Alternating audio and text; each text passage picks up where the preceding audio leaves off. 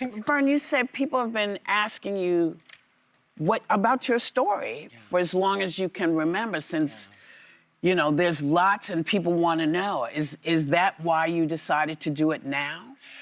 I wasn't ready, and honestly, when you read the book, there's a lot about my childhood, things that I've never talked about before, and that I was encouraged to lie about, like my father, for example.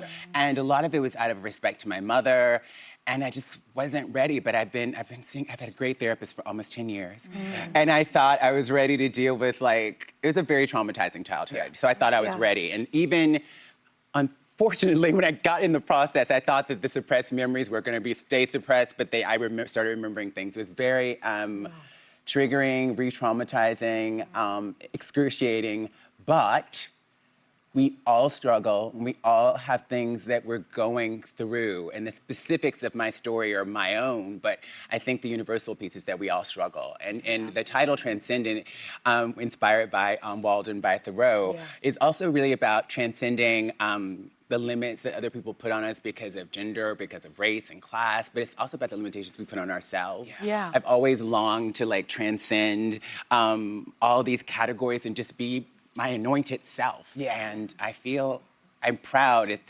54 years old, that I feel that. I feel like I'm in that anointed space. Oh, good for you. That's wonderful. So now, as Whoopi said, this book is deeply personal. I didn't know any of these things about you, and Most people don't. I don't think most people do. You're very vulnerable in this, particularly talking about sort of this trauma, this childhood trauma.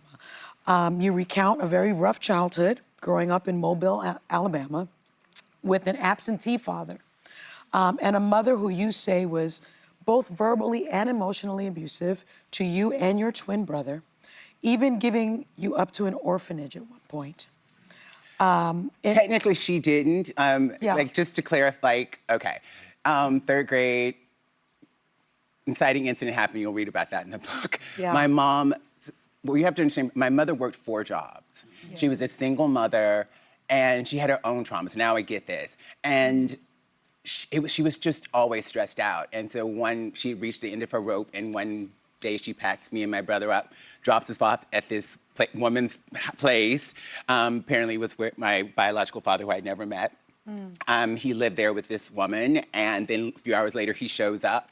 And the next day, we're dropped off at the police station and then end up in an orphanage for a little over a month. Well, so my mother didn't, she dropped me off at my father's place, and then he did that. Well, let's talk a little bit about your mother also, because in writing this and all of this generational trauma, which is, I think, what it really is, and your family, did you come to any new realizations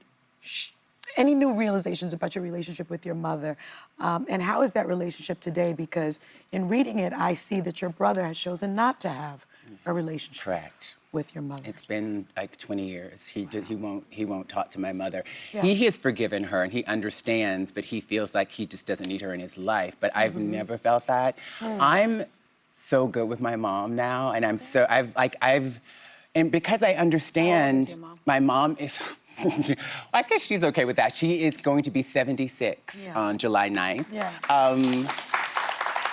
My mother did the best she could, and she is a remarkable woman. She put herself through undergraduate and graduate school. She was a teacher. She paid off her house by herself. And she raised 2 kids who were, I think, pretty extraordinary. Like, the abuse that we experienced was really about the intergenerational trauma that I track back to slavery. My grandfather was born on a plantation in the context of prison leasing. We saw 13th, and was imprisoned and then sold out of prison into indentured servitude. And my grandfather was born on a plantation. They had to pick cotton. They were beaten. The slavery 2.0. And so, of course, he was abusive to my grandmother and to his kids. And then my mother, sort of continued that. That's all she knew.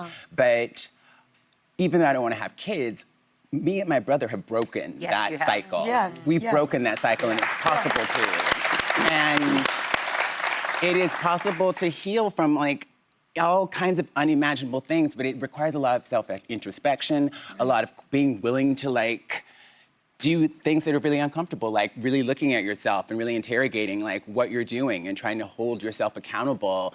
And, like, what I understand now, despite all of my childhood trauma, is as an adult, I'm responsible for my life. I'm responsible for my healing. My mother, no one else is to blame for anything. I am responsible. There's like systemic things in place, but I'm responsible for my life. So the things I can control, I will control them. And I have love and respect for my mother. I'm so grateful to her. The biggest thing, two things I'm grateful to her for is that she was a teacher and emphasized education, corrected my grammar constantly. And even I when— wish Joy was here to correct you if you had. even when— my grammar's pretty good. Even when teachers and other parents were like, you need to take that child out of those dance classes. Those classes are gonna turn them gay. She didn't. And they were wrong. They didn't turn me gay. Real quick, look, the other thing about parents is learning who they were. Yeah. Because as kids, very few of us know much about our parents because we come from a generation that never talked about it. You know, and that doesn't matter what your lineage is. It doesn't, you know, they just wouldn't tell you. So you suddenly discover they were little kids and they went through stuff and you suddenly go, oh, okay. And the not talking about things was what, I mean, you know, even because we were told, like, my mother told my brother and me to lie about our father, say that he died before we were born and we never met him. And that was just a lie that we just started telling. Yeah. And it was just, but like, you have to like let the truth in. The truth will set you free. And often we don't tell the truth because we think that like, when we tell this, it makes us unworthy of connection, of belonging, that this person finds out this thing about me, they'll never love me, I'll never be accepted. And what I have found is the opposite. When you do tell the truth, then, and allow yourself to be vulnerable and like, it releases the shame around these things, and it allows people in, and then it gives other people permission to tell the truth.